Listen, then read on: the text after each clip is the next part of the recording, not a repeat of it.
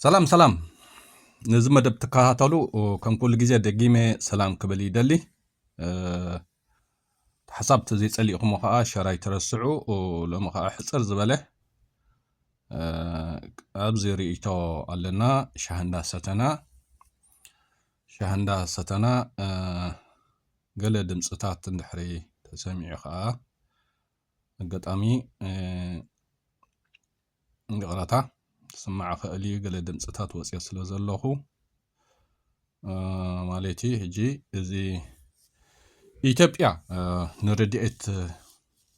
بتأزاز نفسها تقتل لمانيت هاجر إيا زبلو زلخو كلهم إثيوبياوان زبلو أي أب أحمد ون زبلي بنت عزيزة كم دي أبيلا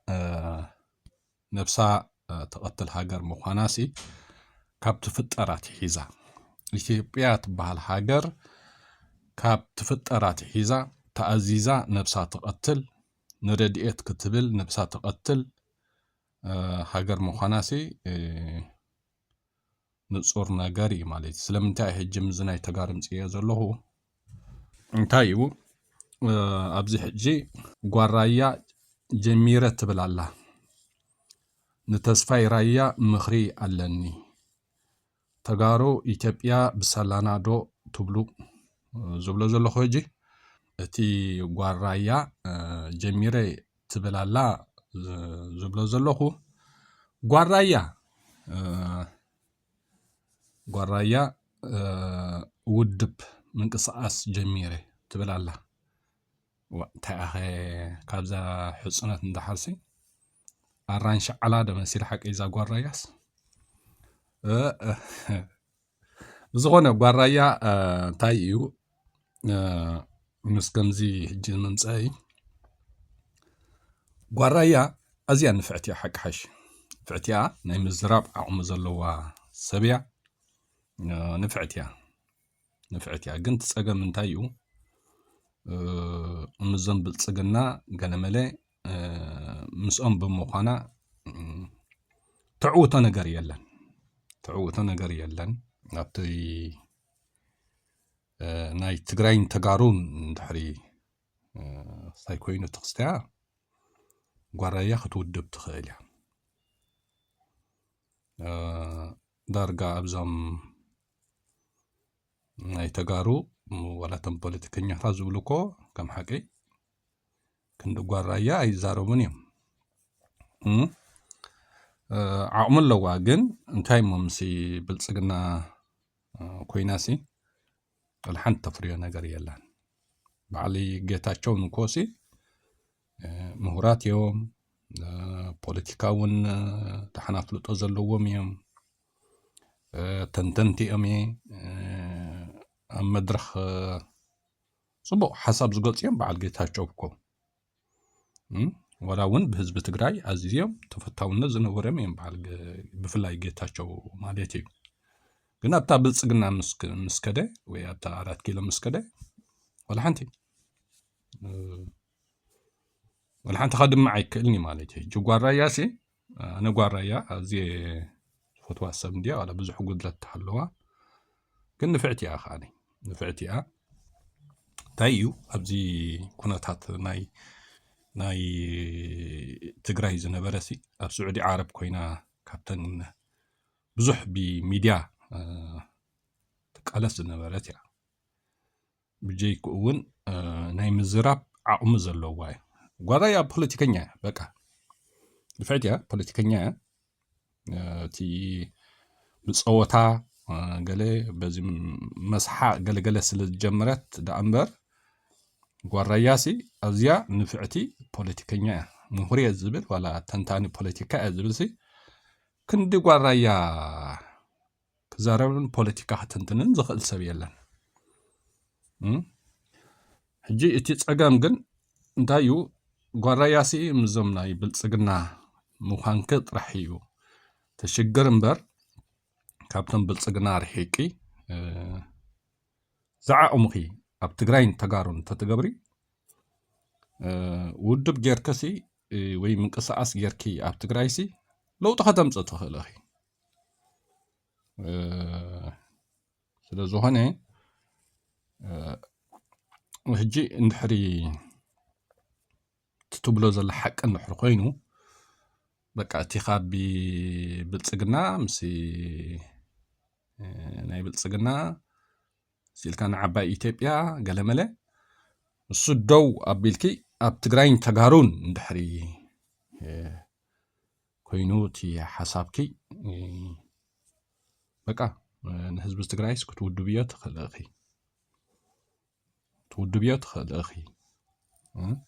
ከምኡ እንድሕር ጌርካሲ ንትግራይስ ወይ ንህዝቢ ትግራይሲ ብዙሕ ነገር ከተበርክቲ ትኽእል ኢኺ ጓራያ ዓቕሙ ኣለኪ ናይ ምዝራብ ንፍዕቲ ኢኺ ተፈታውነት ሰባት ኣለኪ ብሓፂሩ ኣብ ትግራይን ተጋሩን እንድሕሪ ፀቒጥቂ ከይድኪ እቲ ናይ ብልፅግና ናይ 4 ኪሎ ናይ ዓባይ ኢትዮጵያ ንሕሪ ጉሒፍክዮ በቃ ንተጋሩስ ክትውድብዮም ትኽእል ኢኺ ነዞም መንእሰያት ክትውድብዮም ትኽእል ኢኺ ንትግራይ ንህዝቢ ትግራይ እውን ፅቡቕ ነገር ጠቃሚ ወይ ኣድማዒ ነገር እሲ ክትሰርሕ ትኽእል ኢኺ ጓራያ ስለዚ ዋላ ትብልዮ ዘለኹ ሕጂ ብፀወታ ገለ ክኸውን ክእል እዩ ግን ዓቕሙ ከም ዘለኪ ኣነ ርእይተይ ንሱ እዩ ማለት ሲ ዓቕሙ ኣለኪ ኣብ ትግራይን ተጋሩንሲ ብዙሕ ነገር ከተበርክቲ ትኽእል ኢኺ ግን ዓቕሚ ኣለኒ ኢልካ ኣበይ ትጥቀመሉ ኣበይ ትሰርሓሉ እንተዘይፈሊጥካ ትርጉም የብሉን ማለት እዩ በዓል ጌታቸው ዓቕሚ ዘለዎም ሰባት እዮም ግን ኣብቲ ኸይዶሞ ዘለዉ ግን መላሓንቲ ህዝቢ ትግራይ ክስዕቦም ኣይክእልኒ ዓቕመታት ናይ በዓል ጌታቸው ኦሮሞ ክጥቀምሉ ኣይደልዩን እዮም ኣምሓራ ክጥቀምሉ ኣይደልዩን እዮም ካልእ ክልላትን ክጥቀምሉ ኣይክእሉን እዮም ስለዚ ዓቕሚ ዋላ እንተሃለወካ ዋላ ትምህርቲ እንተሃለወካ ዋላ ካልእ እንተሃለወካሲ ኣብቲ ናተይ ትብሉ ዓድን ኣብቲ ናተይ ትብሉ ህዝብን እንድሕሪ ክሰርሓሉ ዘይክኢልካ ትርጉም የብሉን ማለት እዩ ስለዚ ጓራያ እዚ ጥርናፈዶ ምንቅስቃስ ዶ ውድብ ዶ ትብልዮ ዘለኺ ብፀወታ ኣይትረኣዮ ብተግባር ብሓቂ ስርሕሉ ግን ክሰርሕሉ ከለኺ ኣብ ረብሓ ህዝቢ ትግራይን ተጋሩን ክኸውን ኣለዎ ኢትዮጵያ ወላ ሓንቲ ከይዳ ብሕጂ እውን ተጋሩን ንትግራይን ደም ከተንብዕ እንተዘይኮይና ኢትዮጵያ ንትግራይን ተጋሩን ዘርብሕ ክህልዋ ኣይክእልን ስለዝኾነ ማለት እዩ ሕፅር ዝበለት ንጓል ራያ መልእኽተይ እንድሕር በፂሓታ ፅቡቕ ሸራይ ትረስዑ ከም ሓቂ ኣነ ማለት ጓራያ ኣዝየ ዘደንቓ ንፍዕቲ እያ ንፋዓት ተጋሩ ኣለዋ ዋላ ኣይሰማዕንን እምበር ዋላ በዓል ሸዊት ሕጂ ንፋዓት እየን ጓራያን ሸዊትን ሕጂንሲ ንፋዓት እየን ናይ ምዝራብ ዓቕሚ ዘለወን እየን ስለ ህዝበንን ሃገረንን እውን ወይ ስለ ህዝበንን ስለ ትግራይን እውን ኣብ ዝሓለፈ ግዜታት ብዙሕ ዋጋ ዝኸፈላ እየን ናይ ምዝራብ ዓቕሚ ዘለወን እየን ናይ ሚድያ ዓቕሚ ዘለወን እየን ንኣብነት ጓራያን ሸዊትን ተረዳዲአን ስለ ትግራይንን ስለ ህዝቢ ትግራይን ድሕሪ ሰሪሐንሲ ንህዝቢ ትግራይ ወይ ንመንእሰያት ትግራይሲ ወዲበን ብዙሕ ነገር ካድምዓ ዓቕሚ ኣለወን ስለዚ ናይ ክልቲኽን ምርዳእ ከኣነኝ ኣዝዩ ፅቡቕ ነገር እዩ ክትረዳድኣ ከዓ ኣለክን ክብል ይደሊ ንተስፋይ ራያ ምኽሪ ኣለኒ ዝብሎ ዘለኹ ተስፋይ ራያ ኣብ ሓራ መሬት ተኸቢበ ኣለኹ ዶ ይድፋእ ኣለኹ ዶ ይብል ኣሎ ልንቅናኹም ኢሉ ዛረብ ኣሎ ተስፋይ ራያ እዛ ኸይድካያ ዘለኻ ናይ ሓራ መሬት ትበሃል ካልእ ትረፍ ሂወትካ እውን ከየለከመትካ የረታ ሓቲትካ ትግራይ ካእቶ ናይ ፖለቲካ ድሌትን ዓቕምን ተሊካ ኣብ ውሽጢ ትግራይካ ምስ ህዝብኻ ኾንካ ክሰርሕ ፈትን ፖለቲካ ኣይድልየኒን እንተልካ እውን بحرشا ديو بنقد ديو ኣብ ትግራይሲ ብዙሕ ዕድላት ክትከፍት ትኽእል ኢኻ ኣብቲ ለምለም ራያ ጎልጎል ራያሲ ከመይ ዝበለ ሕርሻታት ጌርካ ከማንሲ ንህዝቢ ትግራይ ዝጠቅም ንትግራይካ ዝጠቅም ክሰርሕ ትኽእል ኢኻ ክሰርሕ ትኽእላ ከም ዝመስለኒ ናይ ዳሕና ዓቕምታት ናይ ገንዘብ ገለገለ ኣሃሂብካ ትህልኡኻ ወዘተ እቲ ሚድያ እውን ፅቡቅ ተፈላጥነት ስለ ዘለካ ገለገለ ስለዚ ንስኻ ክትጠቅምን ክትጥቀምን ድሕር ኮንካ ተስፋይ ራያ ካብታ ሓራ መሬት ትበሃል ዘላ ሙሉእ ኢልካ ንትግራይ ካእቶ ተቐዳመይቲ ነገር ሂወትካ ከተድሕን ተስፋይ ራያ ወንያቱ ወላ ዓረት ኪሎ ኺድ ወላ ሓንቲ ተምፅኦ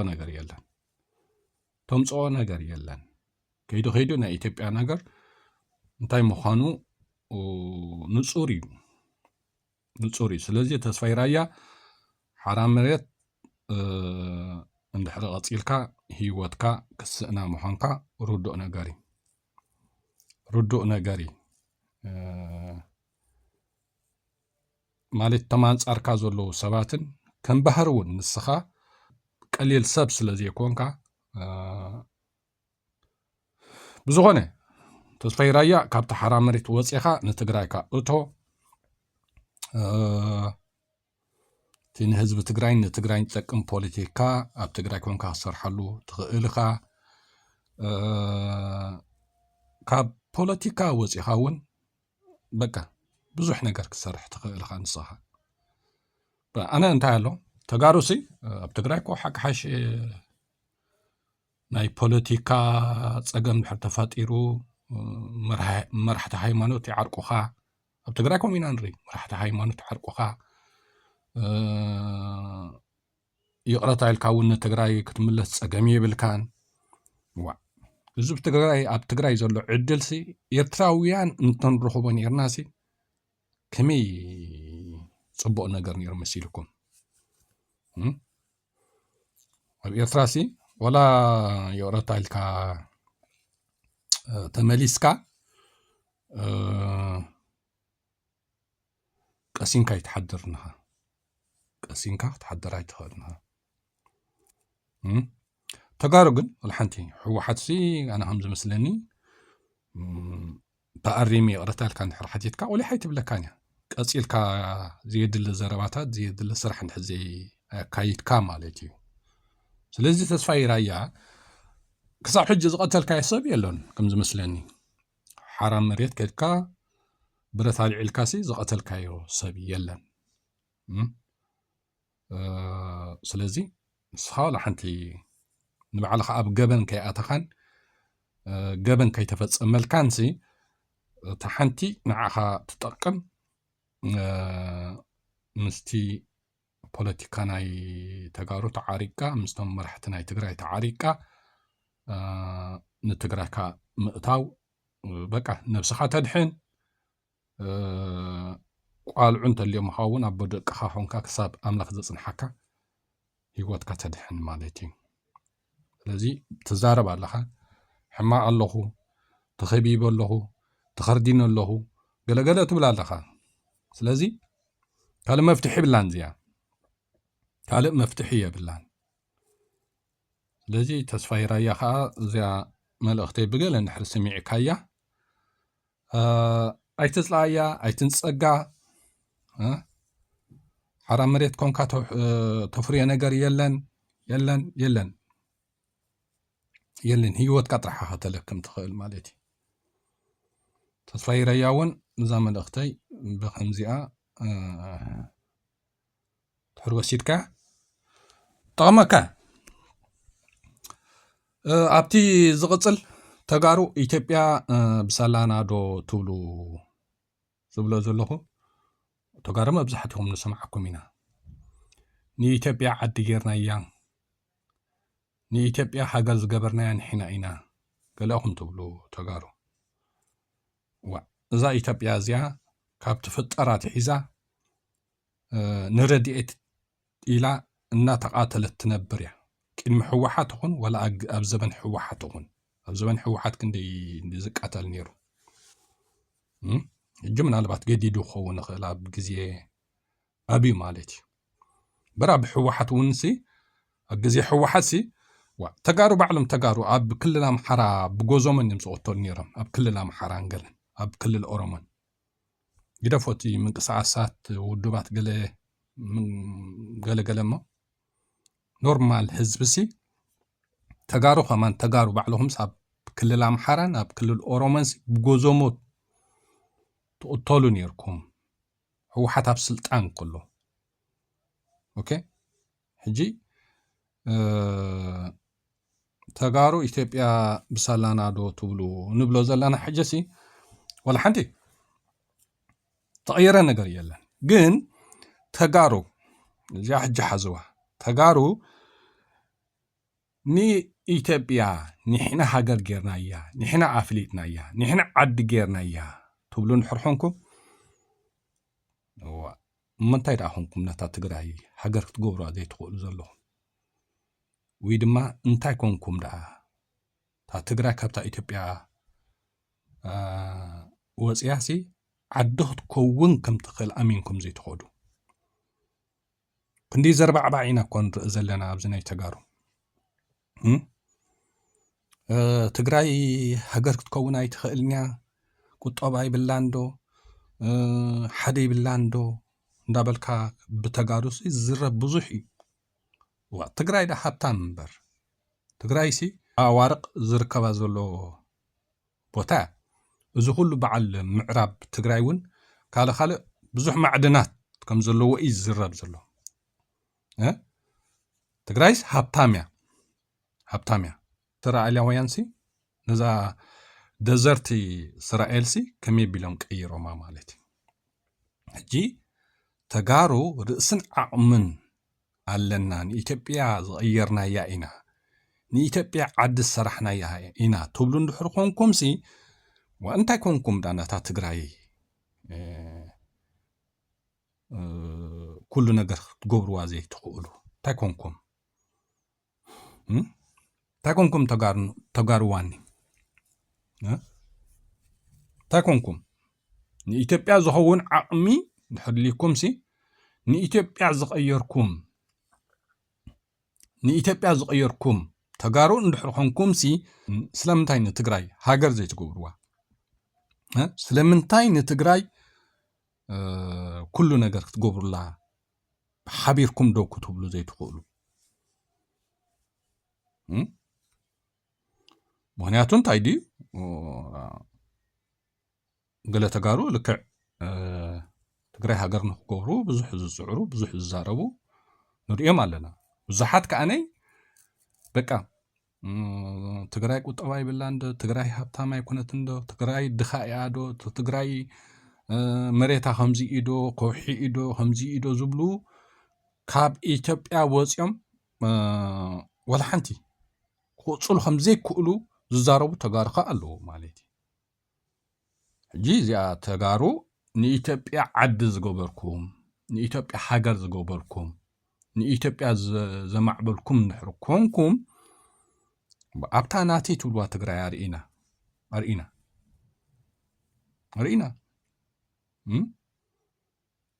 ሕጂ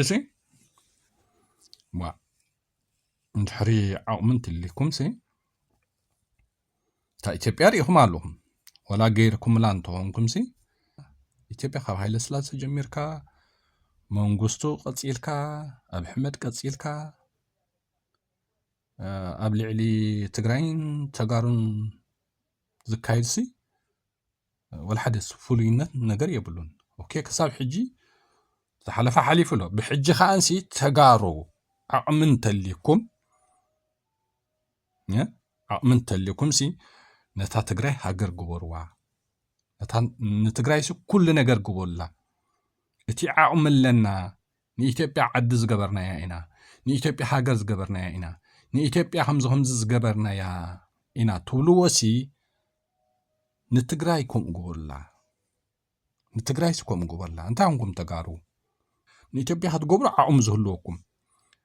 ንትግራይ ከዓ ክትገብሩ ዓቕሙ ዘይህልወኩም ተጋርሱ እንታይ እቲ ምኽንያት እንታይ እቲ ምኽንያት ሕጂ እዚ ብሕጂ ኣርኢና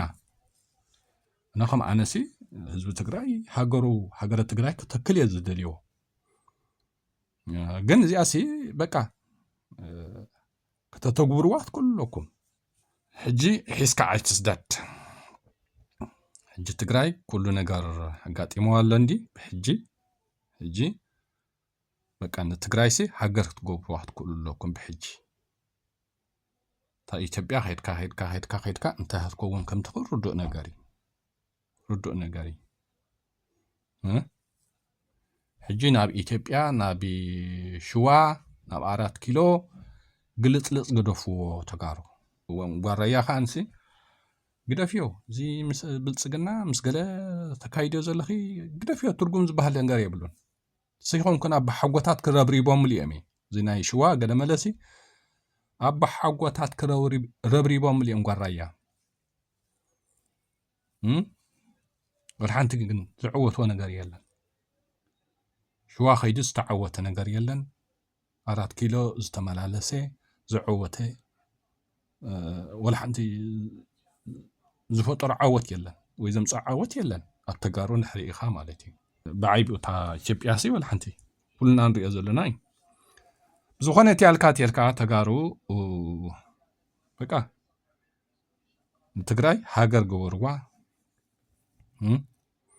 نتقرأ هاجر نحجركما تجارو نبعلهم سلام ترخبو إرتراوان كان قصن بقى زيني إرتراويان إن تجارون كوتا إثيوبيا كوتا بأسنا ساعة بأسنا كو صهون كبتا إثيوبيا نحروزيهم هاجر نحجركم كو والحنتي بقى أبي بأسعنا بحرنا نحنبسنا فقرنا نستمعر شجر زبالي منان أبتا إثيوبيا أنت اللي هون كنبأسينا صباحون كنبأسينا تفوتوا أزلكم تا إثيوبيا تبأسنا زخونة تجرواي زي أحزاها تجارو إثيوبيا خلوهم سي إرتراويان تجارون كن سامع عين خلينا الجي بقى تا تجراي هاجر مخان بإرتراويان زد لكم حجز كتحطوت كلكم قداينا إيو ناكلنا قدايو تقراي كميل هاجر تخون قداي ناي تقارط رح يكون ولا نيرتراوان قداينا إيو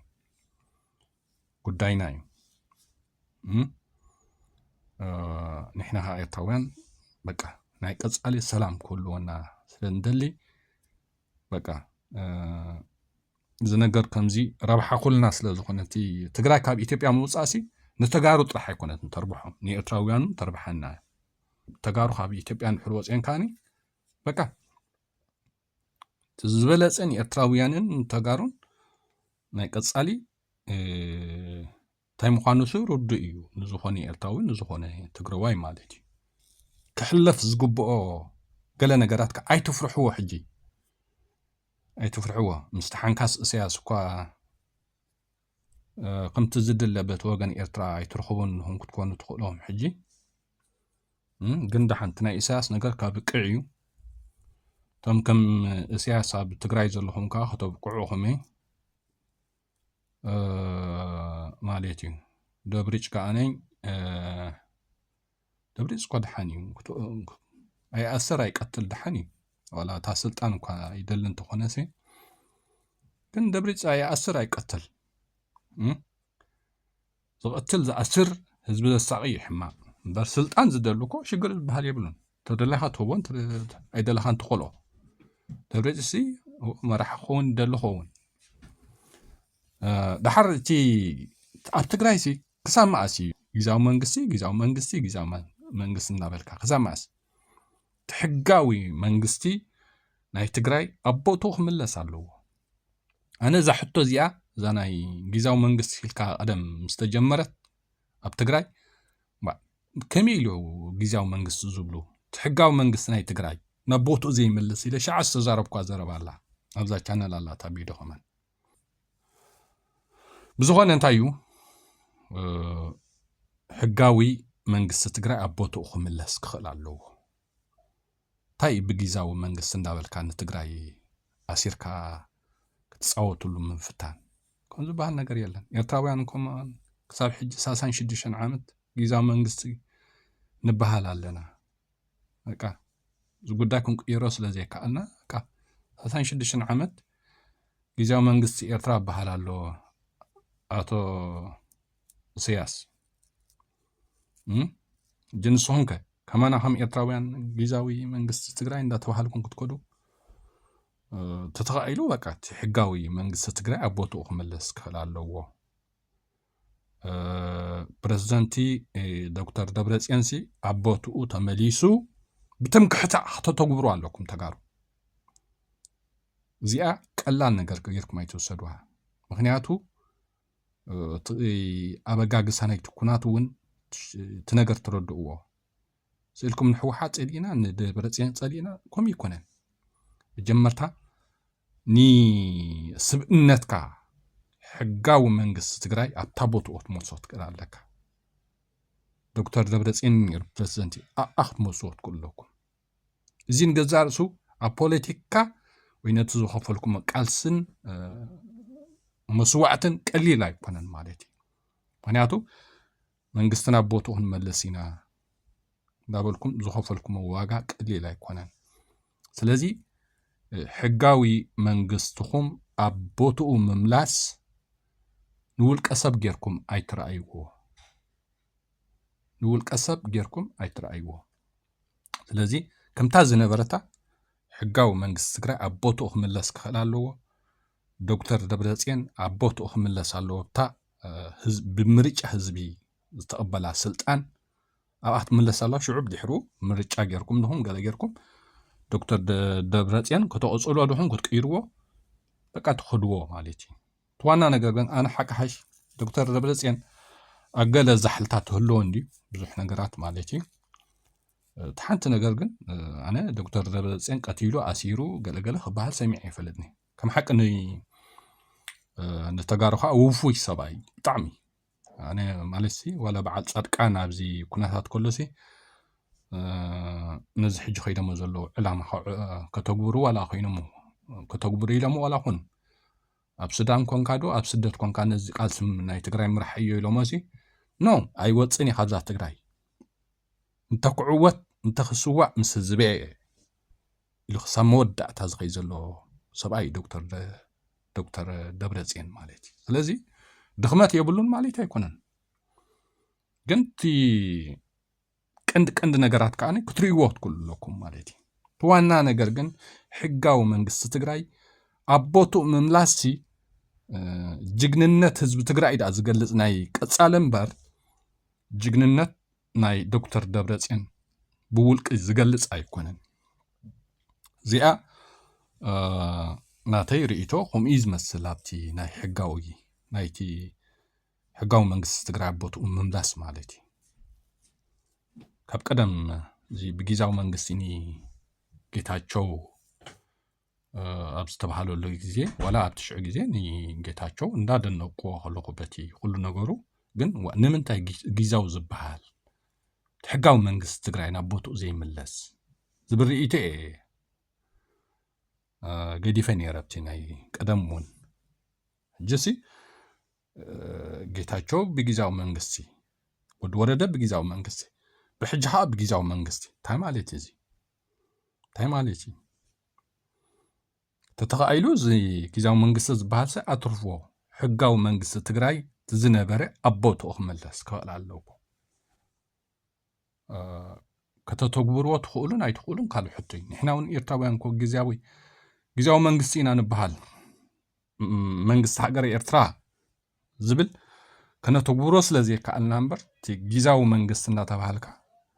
ወይ ተኻልኻል ፀጋማት ኣብ ኤርትራ ኣጋጢምና ዘሎ ን36 ዓመት ከይድን ክንቅፅልን ምርጫና ስለ ዝኾነ ይኮነን። ስለዚ ንስኹም ከዓነ ተጋሩ ከዓነ ከምዚ ኸመና እንድሕሪ ክትቅይርዎ ዓቕሚ እንተዘይብልኩም ኣማራፂ የለን። ዓቕሚ እንተልይኩም ግን ሕጋዊ መንግስቲ ትግራይ ዝነበረ ኣቦቱ ክትመልስዎ ትክእሉ ኣለኩም ብዝኾነ ናተይ ርእይቶ ኣብ ተጋሩ እዚ ይመስል ከም ተጋሩ እዚ ጌጋ ዝስምዓኩም ዘረባ ወይ ሓሳብ ንድሕር ኮይኑ ሃነ ኣይትቅየምልና ማለት ንህዝቢ ትግራይ ይጠቅም ዶኾን ኢልካ ዝግደፍ ዘሎ ርእይትን ሓሳብን ስለ ዝኾነ ማለት እዩ ሰሰናይ